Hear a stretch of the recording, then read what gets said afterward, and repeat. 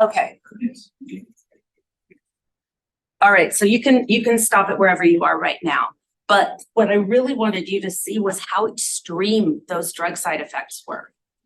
I mean, that's pretty amazing how much difference that makes and how quickly and just how drastic his dosing changes are. Does that make you see what we're talking about the Parkinson's freezing and stiffness versus this fluidity? Do you recognize what that would look like now? How different that is? Okay. So it is almost 10:30 and we're going to start the drugs because this is a crazy day. So that's okay because you know how all the drugs work in terms of the L-DOPA, the D-dopamine receptor agonists, and the antimuscarinics. So the problem is, actually, as a pharmacologist, I think it's a good thing that L-DOPA is actually really crappy. And it's terrible in terms of its ability to make dopamine if you're taking it orally. So our goal here is we wanted to increase dopamine levels. And we decided what we're going to do was increase L-DOPA levels. Then that's going to go through the stomach, through the blood, across the blood-brain barrier, into the brain, into presynaptically into the synapse, and then it's going to hook up with LAADC, and now you're going to have more dopamine. That's a lot of steps.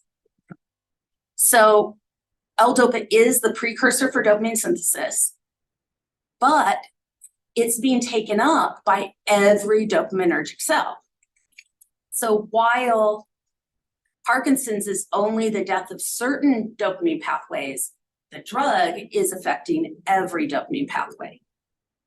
So that's what we're talking about, why you have a broader range of adverse effects than you do of the actual disease itself. So what enzyme do you need for this drug to work? LAADC. If you blocked LAADC inside this neuron, what would happen? Would L-DOPA work? No, would not work. So first thing is we want to give L-DOPA and we don't want to block LAADC in the cell. We're all agreed. Okay. Why are we even bothering with L-DOPA? Why don't we just give dopamine? It doesn't cross the blood-brain barrier. So that's just out. L-DOPA, on the other hand, does cross the blood-brain barrier, but it still has its own problems, is it gets metabolized really quickly in the GI and in the bloodstream. So you can take it orally, L-DOPA orally, but you're still not going to get much through the blood-brain barrier because there's not much left to go there. And because it's getting metabolized so quickly, you have a short duration of action. And because it's going to every dopamine neuron in your brain and everything in your GI, you're going to have a lot of side effects. So L-DOPA alone, not going to see that. You're going to have adjuncts with it. What was inotropin? What was that made of? Or intropin? You saw that in cardiovascular pulmonary. It was used for hypotension. You can look it up.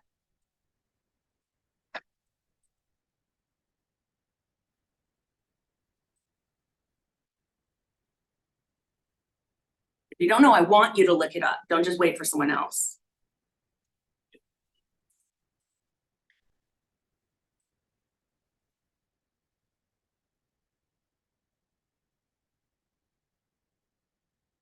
Okay, what is intropin made of?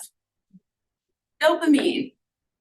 So we can actually just shoot you up with dopamine. So what's the problem here? Why are we even having this issue? Well, why can you use that for hypotension and you don't use it for Parkinson's? So I just told you we're not going to want dopamine itself for Parkinson's, right? But we're using it here. So what is the difference?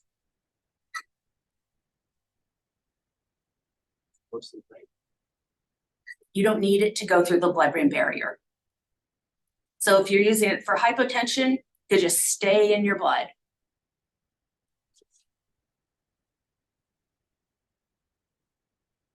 All right, so this is what's going on with L-DOPA. PO, you're taking L-DOPA here, big pill. It's in your GI. You have two enzymes in your GI that are problems. One is COMT, catechol-O-methyltransferase, and one is LAADC, L-aromatic amino acid decarboxylase. You have LAADC in your gut.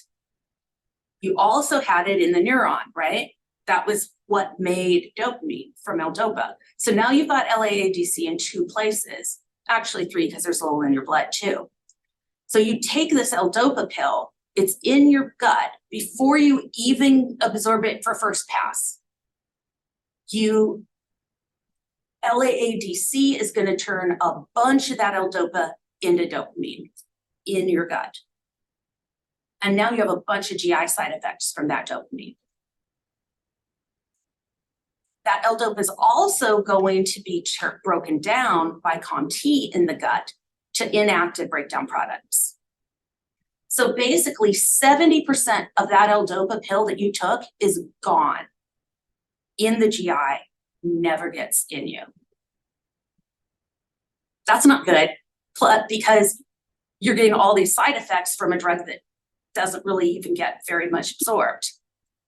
So 28% of that is absorbed, of that pill is absorbed, it's in the blood. There's these enzymes are in the blood too. So they get broken down. By the time it gets through the blood-brain barrier into the brain, 2% of that pill, of that dose, gets through the blood-brain barrier. Is that an efficient process? Is that going to give you a ton of side effects for minimal clinical effect? Oh yeah. So the amount of L-DOPA that gets into your brain gets sucked up into this neuron, and that neuronal LAADC makes dopamine out of it. It's ridiculously low. So we want to figure out how to get L-DOPA into the brain without blocking anything in that neuron that we need to do. So one of the things we cannot do is block that LAADC in the neuron, right? Cannot do that. Cannot block synthesis in the neuron, but we do want to get it into the brain. So first thing, there were two reasons that the L-DOPA wasn't working for us, LAADC and COMT. If we inhibit LAADC, but just in the gut, then we're not going to make as much dopamine. So we're inhibiting LAADC here. We don't make as much dopamine, so we don't get as many GI side effects, and we retain more dopamine because we haven't gotten rid of as much. So in this case, we're actually able to get more L-DOPA into the blood and more L-DOPA into the brain. That's awesome, right? Just by inhibiting the gut LAADC, we now are able to have fewer GI side effects and get more into the brain. We've inhibited LAADC.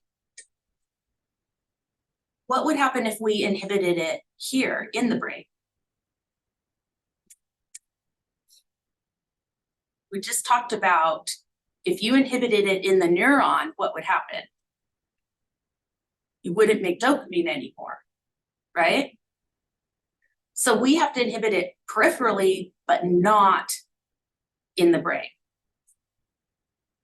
So while that blood-brain barrier was a problem for us in some respects, it's our friend in this respect.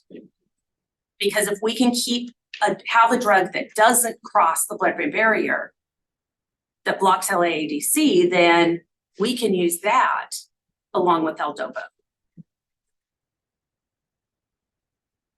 So we do have a drug that does that. Carbidopa is the key drug that we first used. There's some more ones like it.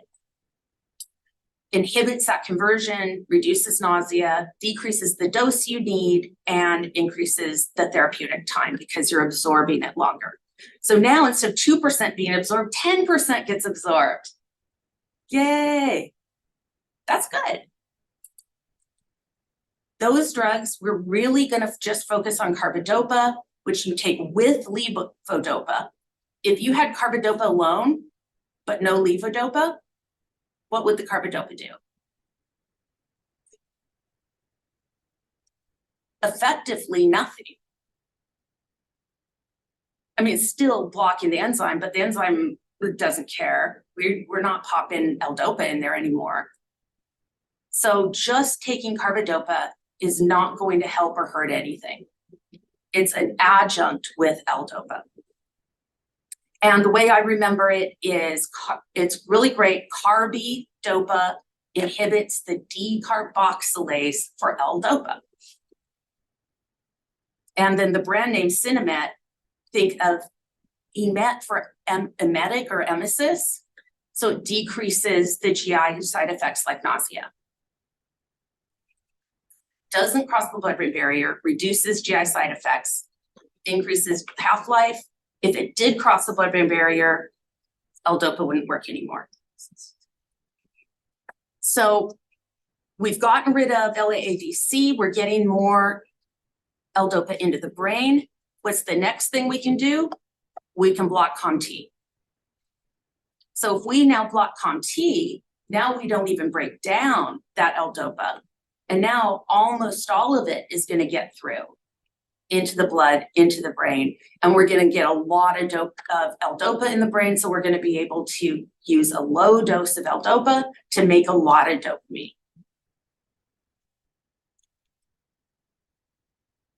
I know I'm speeding up, and I hope I'm not speeding up too much, but I will answer questions during the break before Dr. Marvinova comes in. So these are COMT inhibitors. We have entacapone, tolcapone, and opicapone.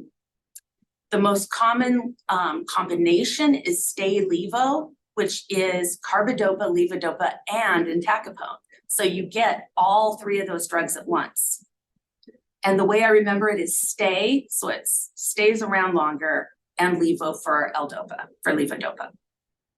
So stay-levo is going to be that combination that's most, it's the most things. These drugs also don't cross the blood-brain barrier. And so that's what you want. You don't want these adjuncts to cross the blood-brain barrier. You want both of them to stay in the gut and blood. So I'm not going to have, I apologize not to have you guys actually sit and do this yourself, but I'm going to kind of whip us through this. Adding, if you just gave entacapone, does it block COMT or LAADC? Which one? COMT, right. So it blocks COMT. And so that blocks the breakdown products, but it doesn't block dopamine production. Do you agree? If you blocked COMT but not LAADC, then you're still going to get dopamine in the gut, so you're still going to have nausea and vomiting. If you block LAADC, that's what's going to reduce your nausea and vomiting. And we're going to talk later about the interaction between the dopamine antagonists for schizophrenia and the dopamine agonists for Parkinson's. And I think Dr. Marvinova is probably going to really get into that. So we talked about these pro-dopaminergic drug classes of L-dopa and the adjuncts. Now we're going to talk about the direct agonists, the MAO-B inhibitors, and a different drug that acts on dopamine, which is amantadine. So this is simple. These are generally D2 agonists. They have some other D activities. These are some different dopamine receptors, and these drugs have different amounts of activity between these receptors. But mostly D2 type is what we're looking at. So if I ask you a question about what these ropinirole, rotigotine, or pramipexole are doing, they're D2 type receptor agonists. And so you're just directly activating that dopamine receptor, and you're perfectly happy. Apomorphine is not morphine, it's not an opioid, but it was structurally similar, even though it doesn't bind opioid receptors. It has a little bit of a different profile in that it's basically non-selective between D1s and D2s. And the only reason I'm telling you that is because it does give it a different profile. So clinically, it is different than the other agonists. The MAO-B inhibitors, you already know why we would inhibit MAO, because you want to block the breakdown of dopamine. And by blocking the breakdown, even though the breakdown would have been inside the cell, it ends up increasing the amount of dopamine that ends up being released. So even though the MAO enzyme itself isn't in the synapse, it's still going to increase synaptic dopamine. So we have selegiline, rasagiline, and this is a newer one, safinamide. Have you guys seen these MAO inhibitors before? Yes. And what did we use MAO inhibitors for? Depression. And we use selegiline specifically, right? Was the major one. So one thing that's just kind of interesting is selegiline has a first pass effect that creates amphetamines. And so people on selegiline can false positive test for amphetamine. Yeah, it's like problematic, but it also makes you less sedated than the other MAOIs. Not like problematically, but actually helps a little bit. So I'm going to be skipping through these questions. I have a very detailed answer sheet key for those. And then we have for the dopamine neurons, our dopamine effects, we have amantadine, which is a newer drug, and it acts on dopamine pathways, but it's very circuit. It's not on dopamine synthesis or release or directly on the receptors. So it's very, it has a lot of different pathways involved. And if you look at this, this is really wild. These are the pathways that amantadine acts on. I've never seen a drug before that acts at so many different receptors, neurotransmitter receptors. And plus, this is like the craziest looking drug, isn't it? It's super cool, but I have no idea how this thing is going to have all these activities.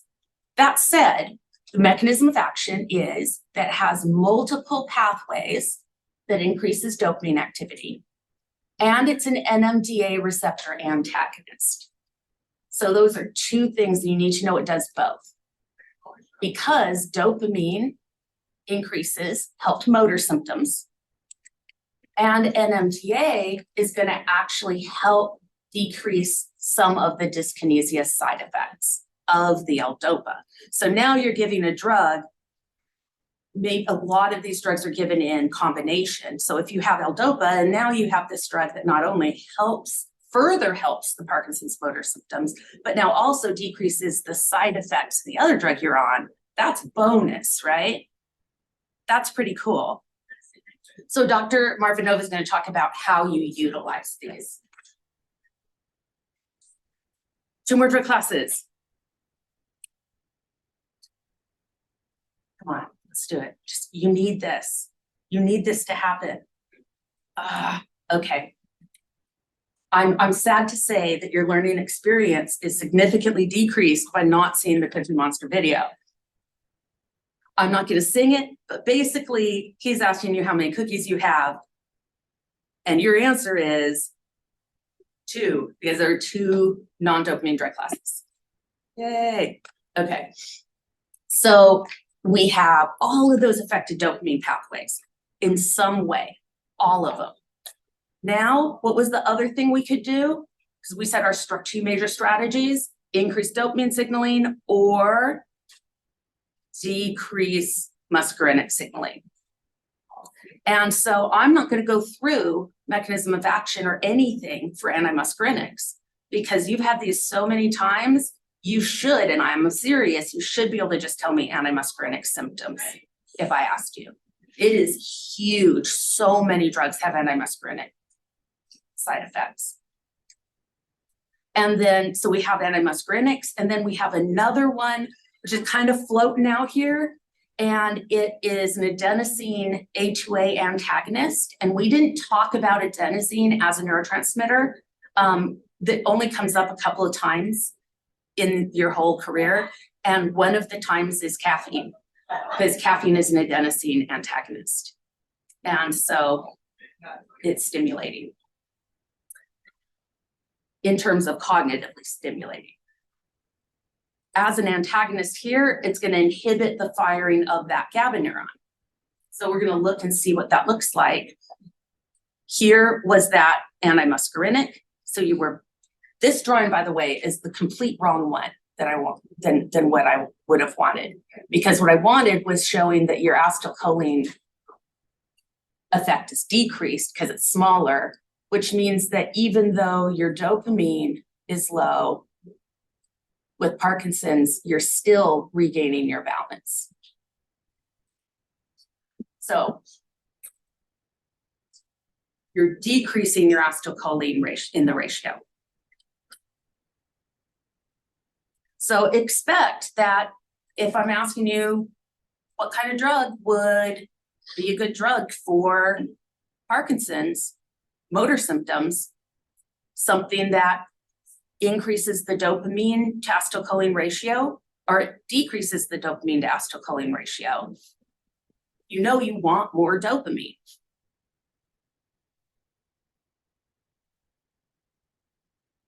And then the last drug is the adenosine A2A antagonist, and I have no better way to explain this drug other than saying I gave you that very simple explanation of dopamine and acetylcholine affecting that GABA cell, right? I was just like teeter-totter, 2 things, increase this, decrease that. There are always other things coming onto that cell. And so when we do amantadine, we're like, oh, well, there's another pathway we really didn't go into because it was a little like, we don't want to go there yet. But this activates the neuron just like a muscarinic receptor would. So if we don't want to mess with dopamine and we don't want to mess with acetylcholine for some reason, then we can get a similar effect by coming in here and blocking adenosine. It's just a different way to decrease the activation of this cell. It is different than the effects of the antimuscarinics because it is very different than the effects of any of the things that are affecting the dopamine circuit. It's not increasing L-DOPA. It's not an agonist at dopamine receptors. It's not blocking breakdown of dopamine. This has no effect on dopamine, right? So, whole different story. And that's important for you to know which of these drugs are acting through dopamine signaling and which of them are not, because that's a huge difference. And simple. And you know that it's more complicated than this. But its simple thing is the motor symptoms are reflecting that imbalance in which dopamine is too low. often think about that as an imbalance with dopamine and acetylcholine, but you saw that there are other things that are also involved. So most of the drugs are there to increase dopamine levels or decreasing acetylcholine levels, or a couple of those other kind of orphan drugs that are out there that affect that receptor, that neuron in a little bit different way. Does that make sense to you as a summary statement? Is that what you got out of the lecture? Okay, so we're not going to do this now. We're going to take a break, and then Dr. Marvinova is going to come in. But all of these little quiz questions for you to answer for yourself are all on the answer key that I'm going to release later today. And then when we do, I'm doing a optional extra Q&A session. You guys saw that? On go to Moodle, the announcements. I scheduled a Q&A just so that you can catch up with any questions you have up to this point before moving on with the rest of the material for this section. Because sometimes if you're still stuck on something from schizophrenia and now you have to move on to ADHD, that's a bottleneck. So that's completely optional, but I wanted to schedule that so that you can get anything answered. And that also means that any of the in-class questions that you just had a key for, we can address in person. All right. I will see you next week. We're gonna do Alzheimer's.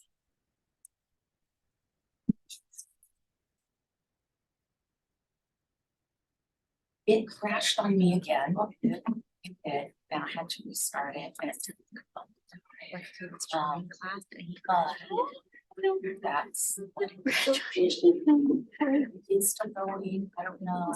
You don't know right now. Yeah.